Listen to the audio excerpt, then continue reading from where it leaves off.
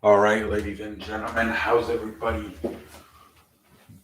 doing here tonight on a Friday? Welcome to the show. All right, ladies and gentlemen. I think going forward, I'm gonna make the wrestling video here, but I'm gonna do everything else on the other channel because the wrestling video is way too long to do on a phone. It's gonna take too much time to upload. So if you want the sports content, you're gonna have to go check out the new channel. And I'm just gonna do the wrestling show here and the podcast and the live stream hangout here. Everything else probably gonna be on the other channel. Anyways, so yes, Vince McMahon man could be coming back to WWE. Dave Meltzer is reporting that because he owns 80% of the stock, he does have a chance to come back. But they don't know if he can come back and be head of creative. He might just come back as a CEO. But I'm sure if you're the fucking CEO, you can obviously still make decisions, dude. You're like the fucking boss of the company. That's so stupid. Of course, he's still going to make decisions with creative, even if he's only allowed to supposedly come back as CEO. But yeah, man. I mean, he owns 80% of the shareholders, so it's possible he can come back. But I think they still said they need a vote from the board of directors, which I believe it's 11, two including Triple H and Stephanie McMahon. And he's actually another one too. So obviously he's going to vote for himself. And there's a pretty good chance that both Stephanie and Triple H are going to have to vote for his too because they're like, we own everything to Vince McMahon. So there's a good chance that at least those three votes, obviously one being his and the other two being his daughter and his son-in-law, they're going to vote for yes too. So that's three votes at least. I don't know. Like in the NFL, I said you need like 25 out of 32 owners to approve something. I don't know. Maybe here you just need like maybe 7 out of the 11 to approve it. I don't know if, or you need all 11 to approve it. Who knows?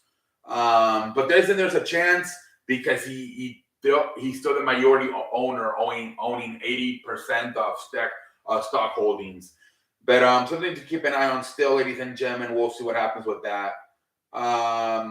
They're saying toxic attraction. They're saying even though Mandy Rose, obviously the captain of the main part of toxic attraction, is no longer with the company, they're still saying we like the other two as a tag team. We actually called them up in the summer. They had a few matches for SmackDown, so there's still a chance that they can have a run as a tag team. All right.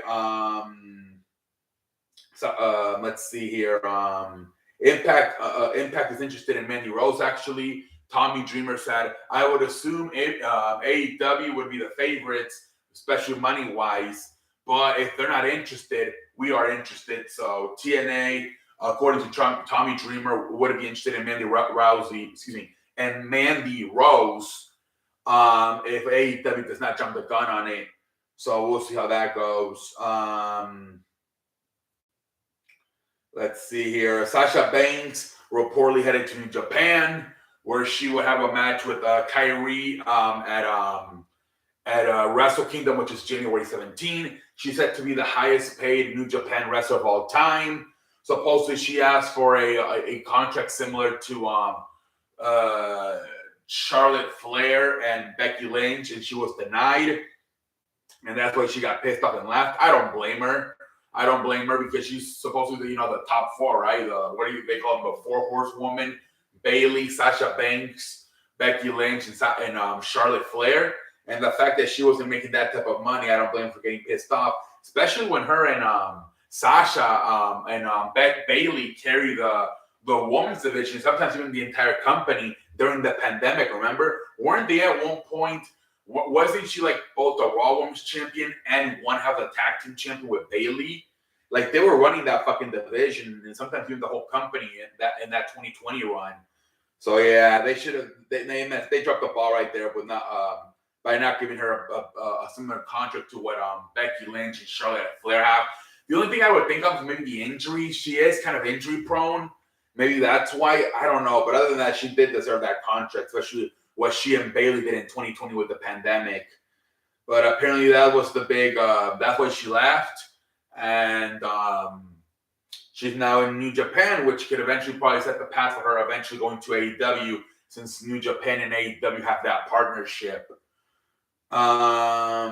SmackDown, Shotzi, who obviously storyline wise was attacked this week by Ronda Rousey and Shayna Baszler in the parking lot and got her hand smashed with a car door. The reason they did this, she actually posted on social media X-rays would show her hand legit being broken, and that is true. She suffered like a small broken bone in her hand while wrestling. So they decided to do a storyline with this, similar to what they did a few weeks ago. Natalia getting a nose job, same thing. They acted like, I believe Shayna Baszler kicked her in the face and legit broke her nose. A few days later, she was posted in the hospital after having nose surgery. WWE doing a good job of using these little small injuries and actually making it like a storyline out of it. It's not bad, man. It's not bad.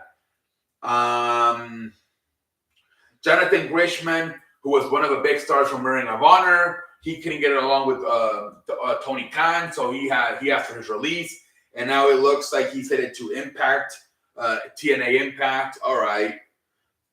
Miro was in a red carpet in Hollywood a few days ago with Lana. CJ Perry is her real name, and they basically asked him, "What's the next time we'll see you on AEW TV?" He's like, "Either I show up there every day. It's not my call. It's Tony Khan's call." Obviously. Yeah, for some reason they don't use Miro. He's only had 3-4 matches the entire 2022 year. I don't know why they don't use him at all, man. Jesus Christ. Jericho about losing to that one guy, the Jobber. Pretty much he saw his match a few weeks ago on Dark Elevation, which is basically it's like a tryout show they have. They put, I think it's on Mondays on their YouTube channel. And so he saw him and he liked him. He's like, you know what, I'm going to lose to him. Because I believe this kid can be a star. So apparently it was Chris Jericho's idea to lose to this guy. Yeah, I'm interested to see where they go with this storyline, man. I really am. AEW Winter's coming. The ratings went back up after I believe they got 800,000. Last week they went up back to 900,000 this week. They didn't hit the 1 million mark, but the ratings went back up again. Good to see. Also, the category, the male category, which is the 18 to 50 diagram, that also went up. And it was one of the most viewed shows by females in AEW history. So AEW slowly, the ratings going back up. Obviously, WWE not so much the last 2 weeks, especially for Monday Night Raw. And so 2 weeks ago, it had its worst third hour in the 10 years that the 3-hour show has been installed. The 3 hour was the worst hour of all time. This week it tied for the overall worst ratings in history, which 1.4 million. WWE, I don't know. And this, I think, them doing this bad. Like last week having the worst third hour in history. In the 10 years, it's been a 3-hour show. And then this week, time for the worst viewership in history with 1.4 million. That might help Vince McMahon get back eventually, because if they end up falling to 1.3 million eventually, and they end up having the worst Monday Night Raw in history viewership-wise, yeah, I believe there's a lot of people within the company, especially the board of directors, that are going to say, you know what? We might have to bring Vince McMahon back. Triple H is just not doing it. Triple H he was on a very hot streak like the first 3 months he took over, but he's cooled off. I think after he brought back Bray Wyatt at Extreme Rules, he had fantastic pay-per-view SummerSlam. Then he had Clash of the Castle, very good. Although everybody wanted Drew McIntyre to win the championship. So everybody got a little bit pissed at that, but okay, let it slide. Then at Extreme Rules, you bring Bray Wyatt back. But then after that, it seemed like he's kind of cooled off. Survivor Series was okay. Obviously the Bloodline shit at the end was Sami Zayn finally getting accepted to the Bloodline by Jey Uso, but that wasn't the greatest show in the world. No pay-per-view here in December, so it's very slow right now. Yeah, so he's definitely pulled off. Triple H has. Let's see if he can get going again in January as we head into the Royal Rumble, into WrestleMania season. But yeah, we'll see what happens. But he's definitely pulled off. There was a report he said he wasn't very happy with the talent he's brought back in the last few months. So we'll see, man. We'll see what happens, man. But let me see. Did I go over all the news? Let's see, ladies and gentlemen. Okay, I think I did. All right, ladies and gentlemen, I will see you tonight for the live stream around 1 o'clock in the morning. It might be a little bit short tonight. We'll see. I'm going to try to go for an hour, but look for it around 12:30, 1 in the morning. All right, ladies and gentlemen, until next time, I'm like a light.